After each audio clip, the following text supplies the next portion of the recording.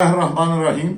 عظیم اور شاندار تاریخ کے وارثوں السلام علیکم۔ اقبال نے ایک نظم لکھی تھی جس کا عنوان تھا غلام قادر روہیلا، اور جس میں منظر کشی کی گئی تھی کہ کس طرح جو ہے وہ غلام قادر روہیلا ایک غنڈہ اور ایک بدماش جو ہے وہ کس طرح شاہی محل کے اوپر قابض ہوتا ہے، اور وہ کس طرح شاہ عالم ثانی کی آنکھیں نکالتا ہے، اور قرآن کا واسطہ دے کر کہ میں صرف شاہ عالم ثانی کو سلام اور آداب بجا لانا چاہتا ہوں، 2000 بدماشوں کو ساتھ لے کر شاہی محل میں داخل ہوتا ہے اور وہاں پر دولت کو لوٹتا ہے، اور کس طرح جو ہے وہ شاہی شہزادیوں کو، مغل خاندان کی بیٹیوں کو وہ قید کرتا ہے، 4-5 دن تک بھوکا رکھتا ہے، پھر وہاں پر جو ہے وہ ان کے ساتھ بے ادبی کے ساتھ پیش آتا ہے۔ تو اس کے اوپر اقبال نے جو ہے وہ ایک نظم لکھی جس پہ آخر پہ جو شعر تھا اس کا جو ہے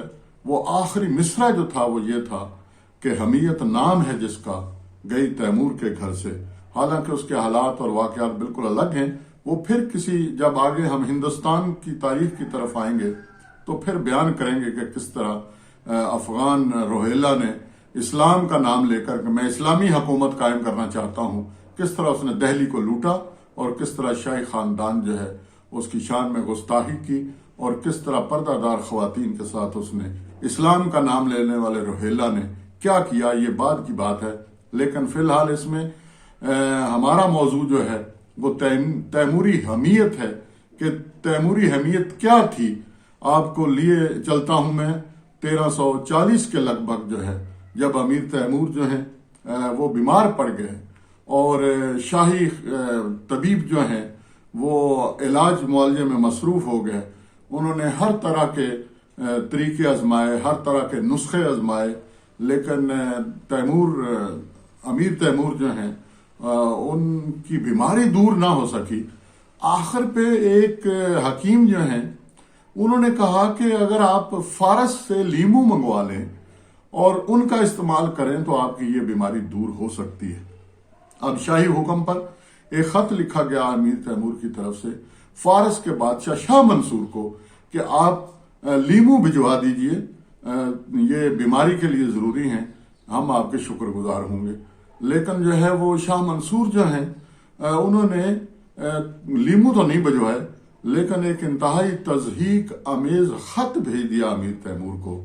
خیر لیمو نہیں ملے امیر تیمور کو، امیر تیمور جو ہے وہ جامر ہو گیا بیماری سے، وہ صحت مند ہو گئے، لیکن امیر تیمور کی وہ غیرت جو ہے وہ جاگ رہی تھی۔ تیمور نے یہ برداشت نہیں کیا کہ فارس کا بادشاہ جو ہے وہ اس قدر توہین امیز خط لکھے، لہذا حملے کا فیصلہ ہوا اور شدید جنگ و جدل ہوئی۔ فارس کی فوجیں جو ہیں وہ بڑی بہادری اور بے جگری سے لڑیں، لیکن تیمور کے سامنے کون ٹھہر سکتا تھا۔ امیر تیمور جو ہیں بالآخر انہوں نے فارس کے اوپر قبضہ کر لیا، اور ان کا حکم تھا کہ شاہ منصور کو زندہ گرفتار کیا جائے۔ شاہ منصور کو زندہ گرفتار کیا گیا، اس کے محل سے اس کو اٹھایا گیا، اس کے 11 بیٹوں کو گرفتار کیا گیا، اور بادشاہ نے اور امیر تیمور نے حکم دیا کہ صبح ایک بہت بڑا چبوترا قائم کیا جائے۔ میدان جنگ کے اندر چبوترا قائم ہوا، وہاں پر شاہ منصور کو لایا گیا اور اس کے بیٹوں کو لایا گیا۔ شاہ منصور نے امیر تیمور کے آگے گر گڑا کر رحم کی اپیل کی، تو وہاں امیر تیمور نے اپنے درباریوں کو حکم دیا کہ جو خط لکھا تھا شاہ منصور نے وہ خط پڑھ کر سنایا جائے۔ اس خط کا انداز بڑا عجیب تھا۔ اس نے بادشاہ فارس نے لکھا تھا کہ تم منحوس ہو، تم ایک کمینے انسان ہو، اور تم نے کس طرح سمجھ لیا کہ مجھ سے تم لیمو مانگتے ہو۔ میں کوئی سبزی فروش ہوں، میں کوئی عطار ہوں، میں کوئی شربت فروش ہوں۔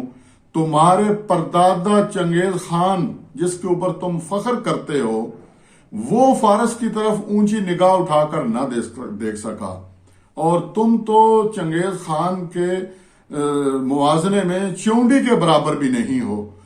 یہ تھا وہ خط جو امیر تیمور کو لکھا گیا، اور امیر تیمور نے اپنے پردادا کی اور اپنی توہین جو ہے اس کو برداشت نہیں کیا، اور فارس جس کا ایک بہت بڑا جو سطوت شاہی کا ایک سمبل تھا اور شاہ منصور جو طاقت کا ایک حوالہ تھا اس کو اڑا کر رکھ دیا۔ پھر امیر تیمور نے کہا کہ جب تم نے یہ خط لکھا تو تم نے کیا سوچ کر یہ لکھا تھا؟ تو شاہ منصور جو ہے وہ قدموں پر گر پڑا، لیکن امیر تیمور نے حکم دیا کہ شاہ منصور اور اس کے 11 بیٹوں کی گردن اڑا دی جائے۔ یہ تھی تیموری حمیت کہ جس کے اوپر جو ہے نسل تیموری کو آج بھی ناز ہے۔ اور ایک اور واقعہ بھی بیان کرتا چلوں تیموری حمیت کا۔